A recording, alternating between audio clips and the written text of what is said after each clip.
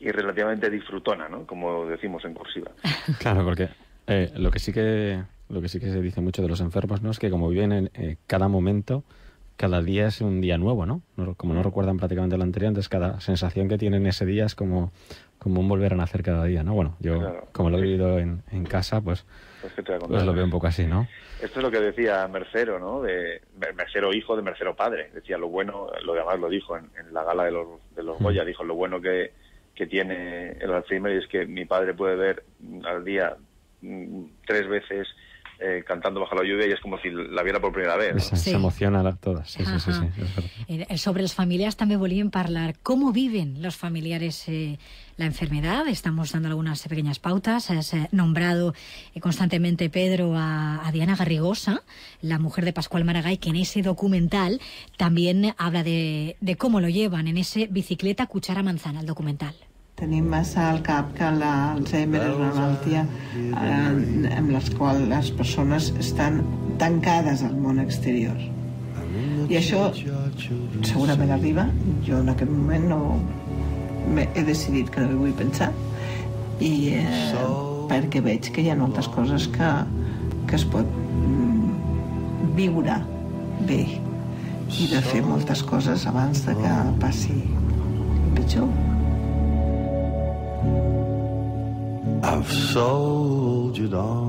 Familiares y cuidadores, Pedro, personas que están junto a, sufriéndola también, la enfermedad, porque además son conscientes del deterioro.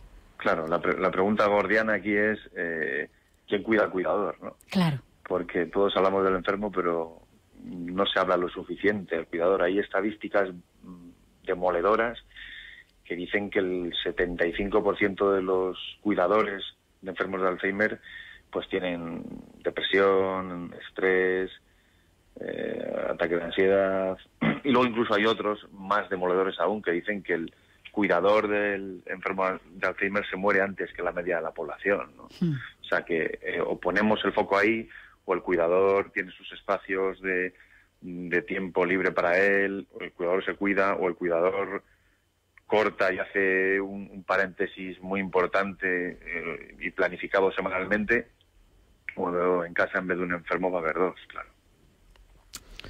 Miguel Ángel. No, es verdad, porque esta mañana sacaban unas estadísticas al respecto de cuánto tiempo se le dedica un familiar al enfermo, ¿no? Y hablaban de entre 6 y 8 horas, pero realmente le dedica 24, porque si se despierta por la noche, el cuidador va, si está no tal, si necesita asistencia en el baño, pues va, o sea, al final son 24 horas, es lo que comentas tú, ¿no, Pedro? Que te acabas mimetizando casi con el enfermo. Ahí yo, hablando de cuidadores, conocí un caso conmovedor en la asociación AFAL Contigo, aquí, supongo que también tendrá sede en Barcelona, pero bueno, yo lo conocí en la sede en Madrid. Había un caso de una parejita de ancianos, el hombre estaba ya yendo a las terapias de enfermos, porque hay terapias para enfermos en que los reúnen a todos y hacen, bueno, algún tipo de estimulación cognitiva, etcétera.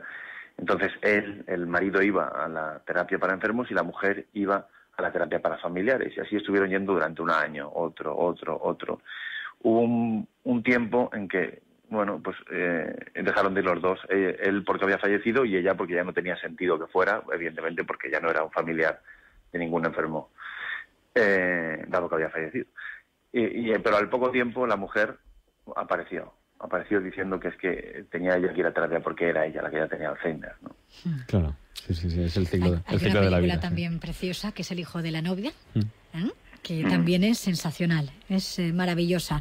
Oye, ¿cómo se queda uno, ya no físicamente, sino mental y psicológicamente, emocionalmente, Pedro, después de escribir este libro? Imagino que se mete uno de lleno, 100%, a escribirlo y a prepararlo.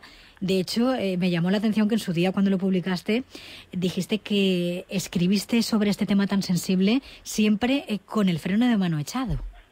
Sí, porque si no es muy fácil caer en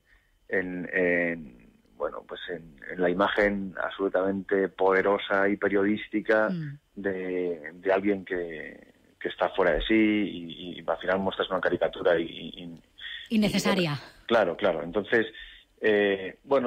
yo lo he escrito, pues bueno, desde la distancia. O sea, he estado cerca, pero si no te toca la enfermedad, si no la vives a diario, bueno, pues el periodista hace su trabajo, te vas y fuera, ¿no? La dureza y lo caótico del día a día les queda para los cuidadores, ¿no? Sobre todo en esas primeras fases en la que el enfermo todavía es consciente, ¿no?, de su enfermedad, ¿no? Luego ya entras en una bahía ya más en la que estás como en un líquido amniótico flotando y estás ya mucho más tranquilo, que es mucho más dócil. Pero ese momento inicial, por lo que a mí me contaban todas las personas y todos los cuidadores, era bastante terrible, ¿no? Miguel Ángel. No, escuchaba a Pedro esta mañana que hay muchísimos casos de Alzheimer, ¿no? Pero que hay muchísimos más casos de Alzheimer sin diagnosticar, porque realmente, como es tan lenta la aparición de la enfermedad, ni siquiera el propio entorno se va dando cuenta hasta que no está tan avanzado ya que no tiene prácticamente remedio, ¿no? ¿Te ha pasado eso, no? ¿Has visto gente que estaba al principio de...? Lo que yo he leído era que el 30%, ¿no? Que hay un 30% de enfermos de Alzheimer que están sin diagnosticar, ¿no? Sí. Que me parece una barbaridad, claro. Y cada vez a edades más tempranas.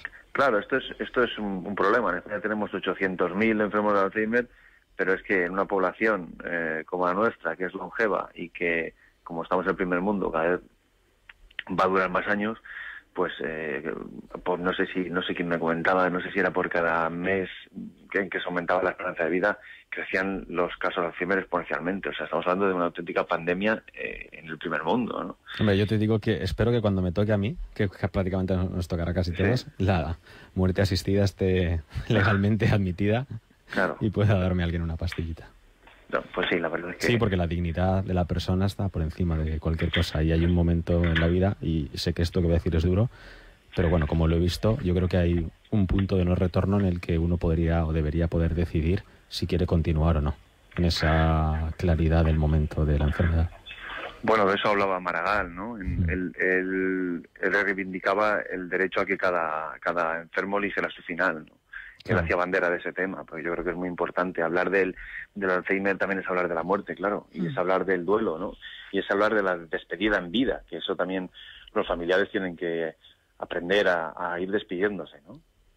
Mientras tú reconozcas a tu enfermo y mientras tú sepas que está ahí delante, porque hay otra cosa, ¿no? Decía Antonio Mercero, hijo, decía que todo el mundo te dice y te habla de que, dice, te dicen que un día no te conocerá, dice, pero para lo que no te prepara nadie es para el día en que tú no lo conoces a él. Claro, efectivamente, no te puedes preparar, ¿eh? No, hay cosas para las que uno no puede estar nunca preparado. Claro. Pedro Simón, autor del libro Memorias del Alzheimer, de La Esfera de los Libros, periodista, muchísimas gracias por habernos acompañado y nos despedimos escuchando una escena de esa genial película que tiene como trasfondo el Alzheimer, pero que tiene donde subyacen muchísimas emociones, interpretada de manera fantástica además por Héctor Alterio, Norma Leandro, Ricardo Darín y Natalia Berbeque. Muchas gracias, Pedro. Gracias a vosotros. Un abrazo, Pedro. Un abrazo. Norma, acepta por esposo a Antonio. Cállese, ¿quién es esto? Mamita, mírame, amiguito. Mírame. Yo te quiero mucho. ¿No me querés a mí? Claro que te quiero. ¿Y a papi? A papá, que lo tenés acá al lado tuyo. ¿Lo querés? ¿Por esposo? Sí, viejito, te quiero. En esta sencilla pero emotiva ceremonia los declaro marido y mujer. Puede besar a la novia.